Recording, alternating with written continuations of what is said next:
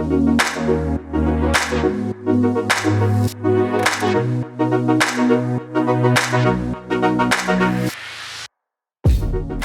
Sellier, bonjour. Bonjour. Merci d'avoir répondu à l'invitation de l'UFE et de Wavestone. Il y a quelques semaines, RTE, à la demande du gouvernement, a rendu publique cette étude sur les futurs énergétiques 2050. Comment comptez-vous vous appuyer sur ces travaux ? D'abord, ces travaux, ils ont une vertu, c'est qu'ils nous montrent que la neutralité carbone à l'aide de notre système énergétique est atteignable en 2050. Je tiens à le souligner.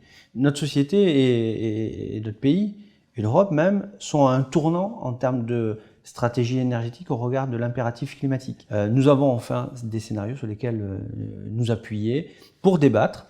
Vous savez qu'en 2023, il y aura une loi quinquennale sur la programmation pluriannuelle de l'énergie, sur la stratégie nationale bas carbone. Nul doute que, bien évidemment, ces scénarios vont venir alimenter le débat des choix structurants, des choix de société que nous aurons à faire au regard de cet impératif climatique et énergétique. Les projets d'implantation d'énergie renouvelable rencontrent de nombreux obstacles. Comment faire pour les lever et donc accélérer cette transition énergétique ? Vous savez, l'État fixe des grands objectifs en matière d'énergie renouvelable, mais pas que. Ces objectifs peuvent être déclinés à l'échelle des régions, c'est ce qui a été mis en place au travers de la loi énergie-climat.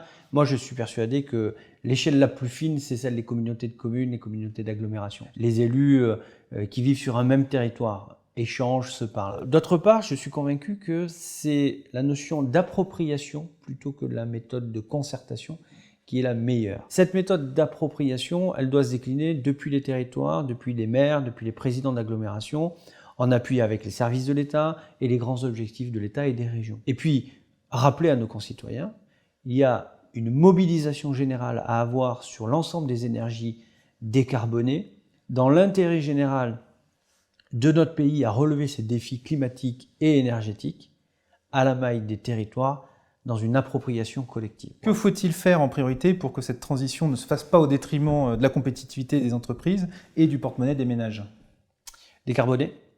Décarboner, en finir à notre dépendance aux énergies fossiles.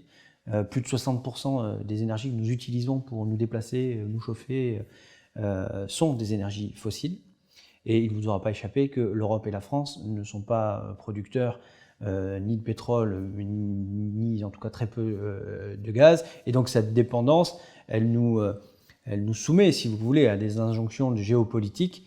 Donc notre objectif, c'est préserver les Français et les Européens de ces fluctuations de prix qu'on est en train de voir actuellement. Bien évidemment, l'enjeu environnemental qui prime surtout, mais également la compétitivité de nos entreprises au regard de cet enjeu climatique.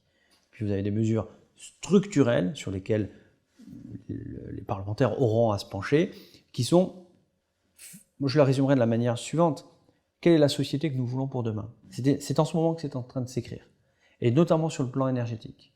Est-ce qu'on veut une société sobre au point qu'on en limiterait les déplacements et on en limiterait nos libertés individuelles, ou est-ce qu'on veut une société neutre en carbone, mais tout en conservant nos libertés collectives ? La France a un atout majeur.